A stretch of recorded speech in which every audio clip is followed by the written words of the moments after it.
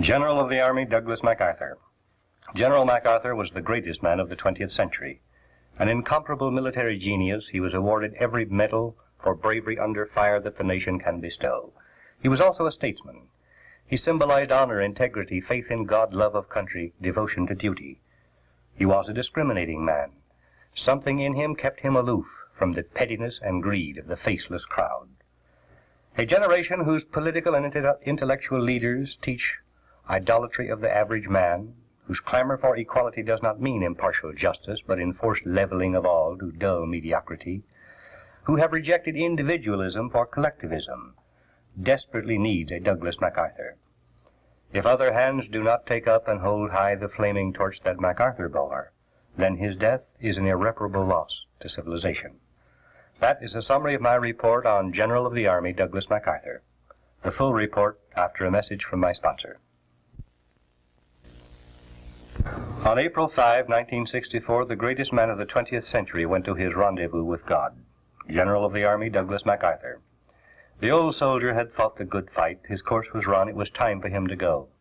Yet his death is a heavy loss to the world. MacArthur symbolized honor, integrity, faith in God, love of country, devotion to duty. He was a discriminating man.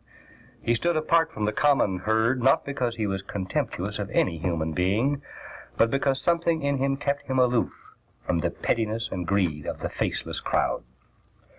A generation whose political and intellectual leaders teach idolatry of the average man, whose clamor for equality does not mean impartial justice, but enforced leveling of all to dull mediocrity, who have rejected individualism for collectivism, desperately needs a Douglas MacArthur. Was he the last of the breed? There is the question which troubles those who could comprehend his greatness. If other hands do not take up and hold high the flaming torch that MacArthur bore, then his death is an irreparable loss to civilization.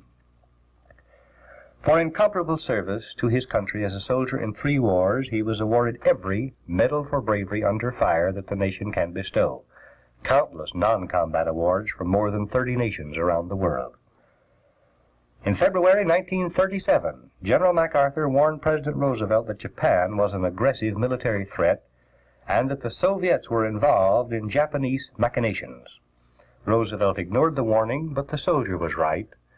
Operations of Soviet agents in Japan as well as in the United States and other Western nations influenced policies to the end of deflecting Japanese aggression away from Soviet territories toward American, British, and Dutch. A result was our war with Japan. MacArthur was in the Philippines when Japan attacked, December 7, 1941. 3 days later, at a time when general confusion and anxiety were at the pitch of hysteria, when America's Pacific Fleet was knocked out and the vast Pacific seemed a Japanese lake, MacArthur clearly saw and calmly stated that Japan was recklessly overextended. In scattering her forces southward against the British and Americans, gambling on surprise to bring sudden conquest, Japan had left herself defenseless against attack from Soviet bases in the north.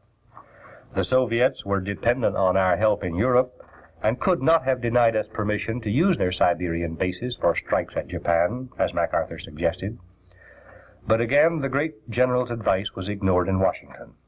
There is no indication that the Roosevelt administration even asked to use Soviet air bases in Siberia.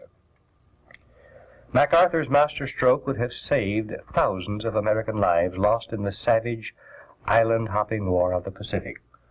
But the golden opportunity which he saw and reported 3 days after Pearl Harbor was not seized. Though Japan struck us, we retaliated against Germany to give maximum help to England and the Soviets in Europe, permitting our Soviet ally to maintain a treaty of peace with Japan throughout the war. In comparison with the manpower and material we poured into the European theater, MacArthur was on short rations in the Pacific. Yet it was in the Pacific, thanks to MacArthur's genius, where the most brilliant maneuvers were conceived and executed. Never enjoying full support from Washington, MacArthur waged a war in the Pacific which will be a classic example of military excellence until the last syllable of recorded time. After his message of December 10, 1941, urging that the Soviets be brought into the war against Japan, MacArthur dropped the subject. By the end of summer 1944, he realized that Japan, already whipped without Soviet help, should be permitted to surrender before the Soviets could enter. Dismissing MacArthur as our greatest general but poorest politician, Roosevelt went to Yalta and made deals which brought Stalin into a war we had already won.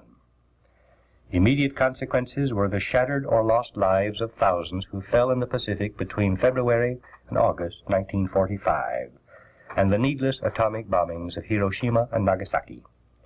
Longer-range consequences of delaying Japanese surrender until the Soviets were at leisure to enter a war they would not help fight were the Soviet rape of Manchuria, the communist conquest of China, and the war in Korea.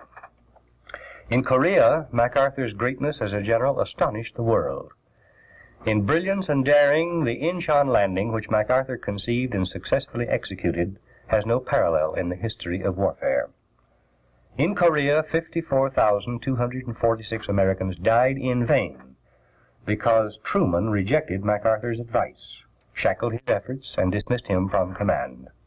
Longer-range consequences were the disasters in French Indochina, in Laos, in South Vietnam. After Korea, General MacArthur sounded a call to arms for all Americans to restore the crumbling foundations of their republic.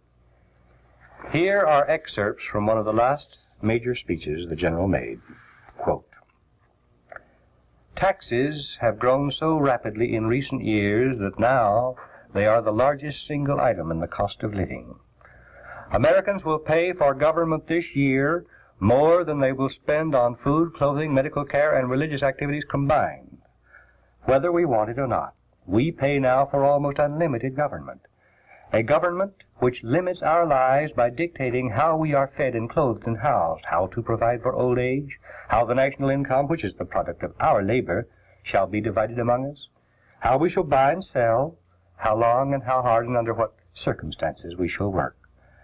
Our national indebtedness is now greater than the combined debt of all other nations on earth, and now our government this year proposes to spend as much as all other governments put together. Our swollen budgets are misrepresented to the public. Our government has kept us in a perpetual state of fear with the cry of grave national emergency.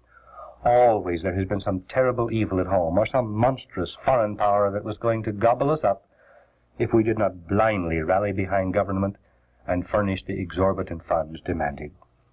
Yet, in retrospect, these dangers seem never to have been real. They never seem to have happened. Another of the great illusions is that government gives the people free much of what they get from its services. The painful truth is this: the government produces nothing of itself. Whatever it spends for people, it must previously take from the people in the form of taxes. Moreover, whenever the government gives a service to the people, it must at the same time take away from the people the right to provide and decide for themselves. And the amount which government doles back to the people or spends to promote their welfare is always only a fraction of what government has taken away from them because of the excessive costs of governmental administration. It is the little people, so-called, that pay the largest part of the bill. 85% of all the billions of dollars paid in income taxes comes from the lowest tax brackets. The contest for ages has been to rescue liberty from governmental power. The great patriots of the American Revolution revolted not so much against the actual taxes imposed upon them by a British king as against the concept of government behind the taxes, the concept that government had unlimited power to do what government thought proper. They had a deep suspicion that government, if permitted, would waste the labors of the people and ultimately curtail the power of the people, always under the pretense of taking care of the people. That is why they tried to bind the government down with a constitution, limiting the government's powers to the performance of carefully specified responsibilities. There are many who have lost faith in this early American ideal and believe in a form of socialistic totalitarian rule, a sort of big brother deity government to run our lives for us. They no longer believe that free men can manage their own affairs. Their central thesis is to take your money away from you on the presumption that a handful of men in government can spend the proceeds of your toil and labor to greater advantage than you who earned the money. Nowhere in the history of the human race is there justification for this reckless faith in political power. It is the oldest, most reactionary of all forms of social organization. It was tried out in ancient Babylon, ancient Greece, and ancient Rome, in Mussolini's Italy, and Hitler's Germany, and in all communist countries. Whenever and wherever it has been attempted, it has failed utterly to provide economic security and has generally ended in national disaster. It embraces an essential idiocy, that individuals who, as private citizens, are not able to manage the disposition of their own earnings become in public office supermen who can manage the affairs of the world. The old American philosophy of government more effectively promoted the ideal of human freedom with greater material abundance for more people than any governmentally planned system ever propounded. The fundamental and ultimate issue, however, is not merely our money. It is liberty itself. Excessive taxation of an overgrown government versus personal freedom, a least common denominator of mediocrity against the proven progress of pioneering individualism, the robot or the free man, end quote. That was a passage from one of the last major speeches of General of the Army, Douglas MacArthur. May God rest his soul. Goodbye. God bless you. For printed documentation of this broadcast, send 25 cents to Dan Smoot, Dallas 14, Texas, and ask for 454, the broadcast on General MacArthur.